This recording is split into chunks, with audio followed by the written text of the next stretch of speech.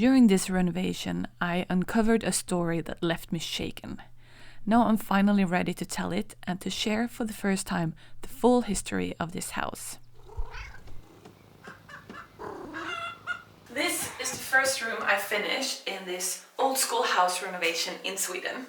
My name is Moa and I'm the custodian of this house right now, helping this house rise from the ashes like a phoenix bird. I've been starting to uncover the stories behind what happened in this house and how did it turn into the state that I bought it in. Today I'm sharing everything I've accumulated that has happened in this house for the last 125 years, ever since it was built. I've shared bits and pieces on my normal vlogs and dedicated videos for my patrons about some parts, but I've never shared everything in one video. And there's especially one story that I haven't shared at all. It's quite moving. And when I first got my hands on it, I couldn't believe what I was reading. But wait, let's start the right way. The school was built 1920, a time when Sweden and much of Europe was redefining architecture, identity and craftsmanship after the First World War. The architect was Carl Andrén.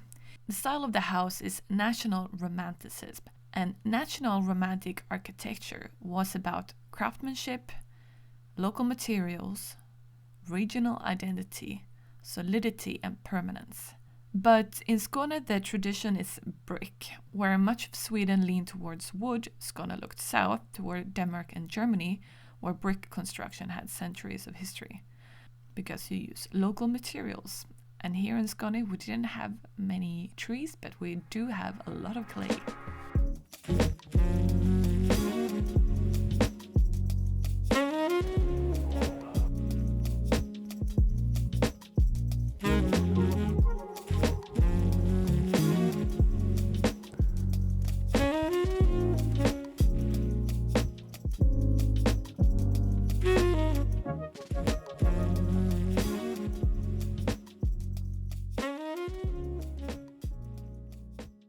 So especially this school is very interesting to copy from or get inspiration from. Obviously it's a lot bigger. It has 1, 2, 3 floors. But look at the door of this one. And look at the doors on the inside. These seems to be wooden doors with glass panels on the top. And this door on the attic, that's the type of door that I have all over my house. You can see the wooden beams are exactly the same. The windows are similar. While they have 2 bigger here, I have 1, 2, 3 into small pieces. I also have these round things. This is some kind of a holder for the inner beams that holds up the inner floors. And look at this section. Isn't that fantastic? Based on all these drawings, I can piece together how my house was made in 1920, together with a photo that I have. The architect Carl Andrén made many schools and buildings for the church.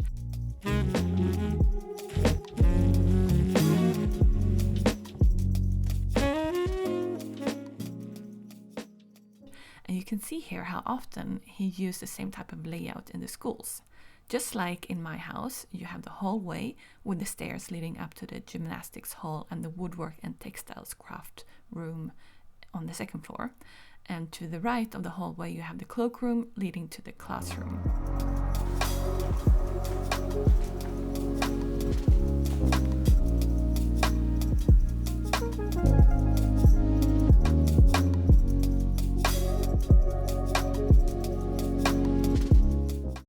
Something that made me very excited were all these blueprints for the carpentry from different houses made by the same architect.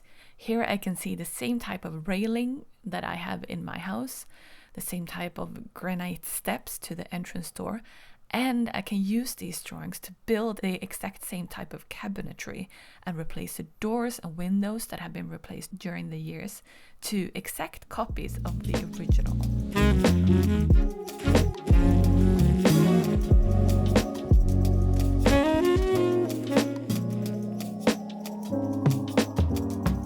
What's really interesting is that I know of at least 2 identical houses in the area. This wasn't a one-off design. He copy-pasted this and made 3 similar schools. So I was searching online and I found that my school was mentioned in a group of texts written down by old people in the 80s about their school memories. And one man, he had gone to this school. This is what he wrote, but I've translated it into English. Going to school was exciting. I had heard from my classmates that the teacher was supposed to be a real terror. Her name was Swedin or Svedin, I don't remember exactly. We always just called her the teacher. She was older, unmarried, and a bad-tempered woman. On my first day, she slapped me. I suppose this was her way of getting acquainted.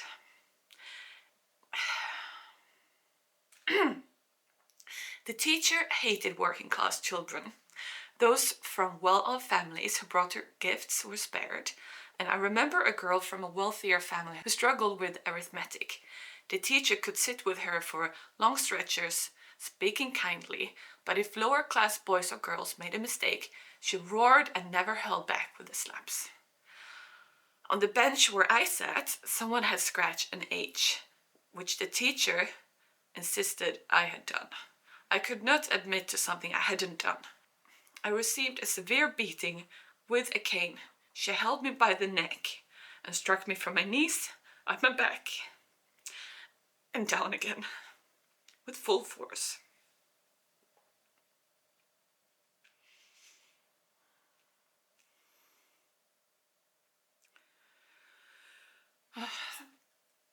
I had been beaten before, so I had some experience, but this was the worst I had endured.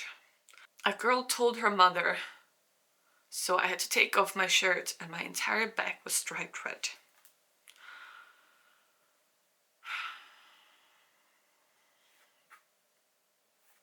Her reputation preceded her, so parents already knew she was strict.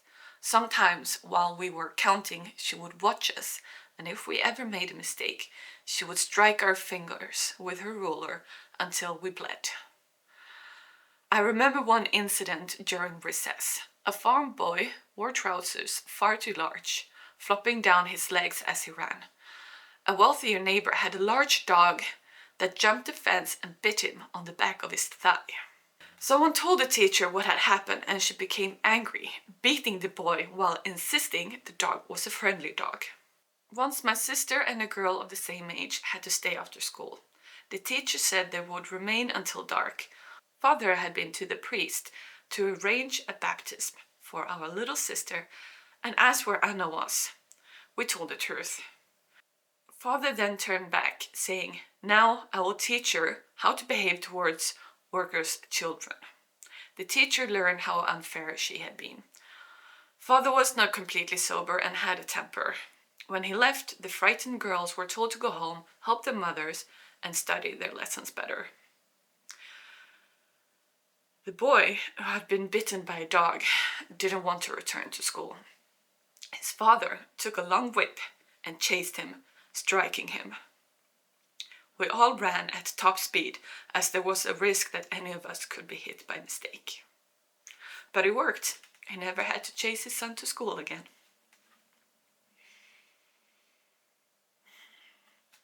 That autumn, my eldest sister and I stayed home. I helped mother harvest root vegetables while my sister looked after the younger children. If we worked diligently, we were promised new clothes. Mother only did the midday milking. There were 25 to 30 cows and 2 people worked on it. The boy who had been bitten helped his mother. One day, the teacher was angry when we arrived at school, so she slapped us and pulled my hair. I asked Mother to cut it as short as possible because it itched so badly. Then she could no longer pull my hair. My sister and I were kept after school. It was boring, and it was late autumn, dark and gloomy. The teacher had calmed down a little, and we agreed not to scream no matter how much she hit us. She probably found this frustrating, so she had to shout at us to be quiet. During breaks, we played various games and made a lot of noise. We ate our sandwiches in the changing room. Children who had cows at home usually brought milk, and the rest of us drank water from a tin scoop, pouring leftover water back into the bucket. I think we shared the same germs, as we were rarely sick except when our clothes had to be washed and repaired. Then we had to stay in bed for 2 nights and a day, but afterwards we were clean and well. No farmhand family with many children could afford a full set of extra clothes for everyone. As Christmas approached, the kid was to be slaughtered, and that Saturday I stayed home from school to boil scalding water ready by dinner. Father had taken the afternoon off, and I was to handle the blood, but I refused unless Father stunned the pig with an axe, which he promised. There was no law requiring animal stunning then. I believe it was introduced in 1935. Oh, this was before 1935. I never saw that. During the Christmas break, we helped a lot, but we also played. We tried sneaking up to the farmyard, though it was forbidden. But what schoolboy has ever done something forbidden? The inspector, called Spekke, had chased us several times. Once we managed to lift the latch of the angry ram unnoticed. One of the children got blamed for leaving it open. The ram charged and knocked Spekke down. The blamed child felt terrible. Christmas ended and we received practical gifts which brought great joy at the time. Returning to school, the teacher was rested and ready to shout and strike again.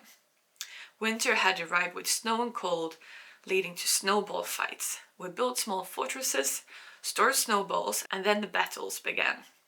By the end of recess, we were soaked, but we had fun. By March, Father had found work at Engeltofta Dairy, so we had to move to a new school. My sister and I missed our old friends, but made new ones. We wondered what the new teacher would be like, but we agreed that she couldn't be worse than the last one. Reading that always gets me how hard it was for children with no rights.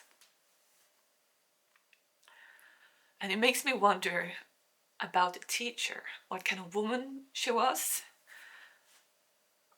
Why was she so hateful?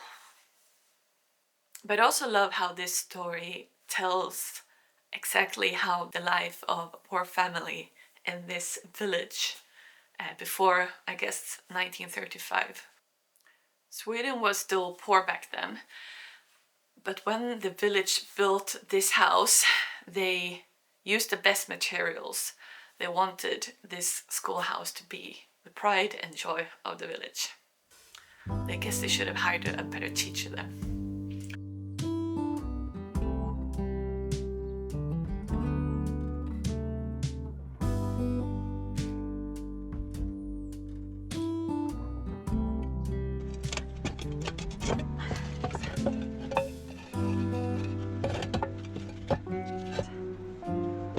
These tiles are the original tiles. They are made locally. You can see on the back that they are made by a company called Hyllinge, which is a town nearby. A mix of 60% clay and 40% coal ash was pressed into a mold and then burned in an oven. This method using a mold had been practiced in Sweden since the end of the 19th century, and the industry in Hyllinge started in 1903 and stopped in the 70s, so you can't find these tiles new anymore. I found this photo that shows the clay mining site in Hyllinge and 2 photos of factory workers in front of the factory dated 1920 and 1921. And since my school was built in 1920, it's probably the very same guys who made the tiles that are still covering my roof today. In fact, the same village is still connected to traditional building materials today. This is where Målarkalk is based, the company that mixes and supplies lime plaster for much of Sweden. So when I'm working with lime here, there's a strong chance the material still has its roots in Skåne. The bricks on my house have this deep earthy red color, and it's typical for this area. There are quite a few old buildings with these kind of bricks because they're famous for their durability. They have a very high second-hand value. I'm on my way to a place called an omtegel, a steam brick pit, steam brick fire pits in Helsingborg in southern Sweden. And this is where my bricks were born in the 19th or the 20th century. This land was rich in clay, perfect for making bricks. And with the Industrial Revolution came steam-powered kilns, which meant bricks could be fired year-round, and that was revolutionary.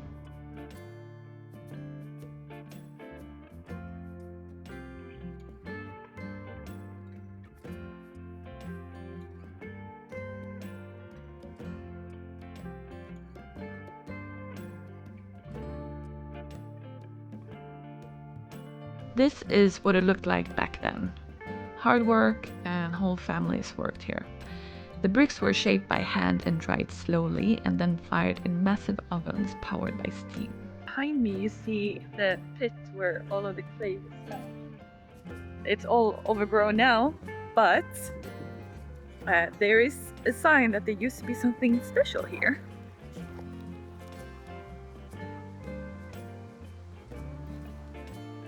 So my colleagues, they have made this kind of info point or memorial of what used to be here, with signs about the factory and work, even further back. And today, when nature has taken over, this is actually a nature reserve now.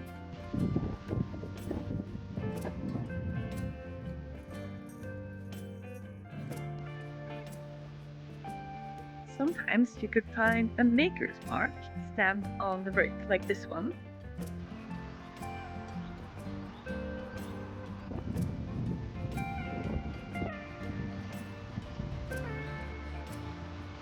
A sign of pride and quality and craftsmanship.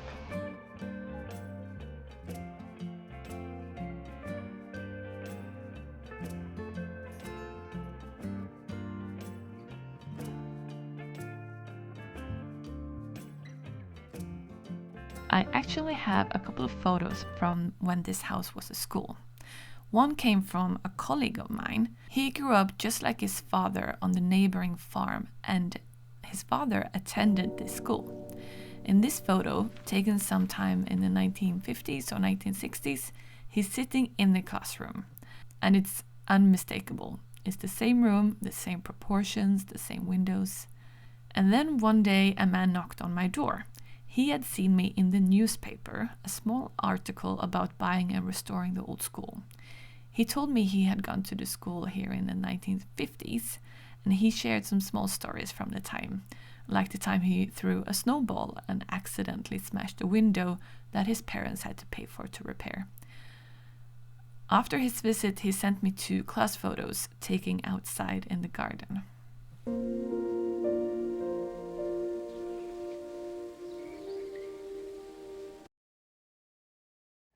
In English as well. Vad heter lektor? In August 74, we bought this Bläsinge old school. This is my mother's thing. Took only 2 hours to decide. We saw the opportunities, but maybe not the difficulties.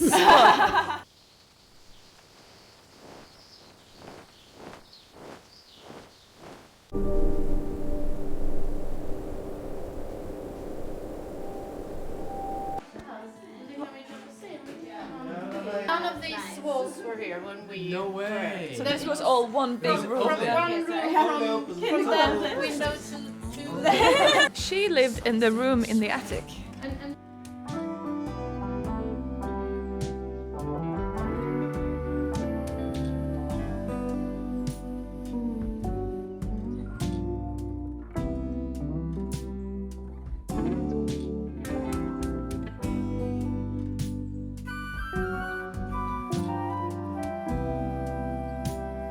In the 1990s, a young couple bought the house. They later sold it to the couple I eventually bought it from. They had many good years here and had children, but then the mother passed away after illness. Her death sent the father into a long, deep depression. But this is modern history.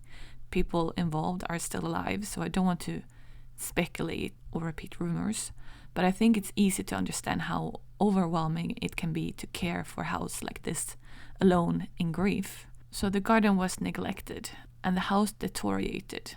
Objects accumulated, and time stood still. Eventually, after the children had moved out, they convinced him to leave the house too. Whether the decay started while he still lived here or accelerated when the house stood empty, what matters most is that he seems to be doing very well today. Leaving this place was probably necessary. But the tragedy doesn't end there. When this man sold the house, I was a part of the bidding process, but I didn't win. Another couple bought it and began clearing the house. They tore out floors that smelled of cat urine, another possible sign of long-term neglect. And then, only a couple of months after buying the house, while the man sat in his car waiting for a viewing of their old house, preparing to sell it, he suffered a cerebral hemorrhage and died instantly. 1 month later, my mother died. And 1 week after that, the real estate agent called everyone who had previously bid on the school. Out of all of us, I was the only one still looking for a house. And that's how this building came into my life. This house has carried education, discipline, childhood, family life, grief and loss, but now restoration and resurrection, as the current caretaker is to treat that memory with respect.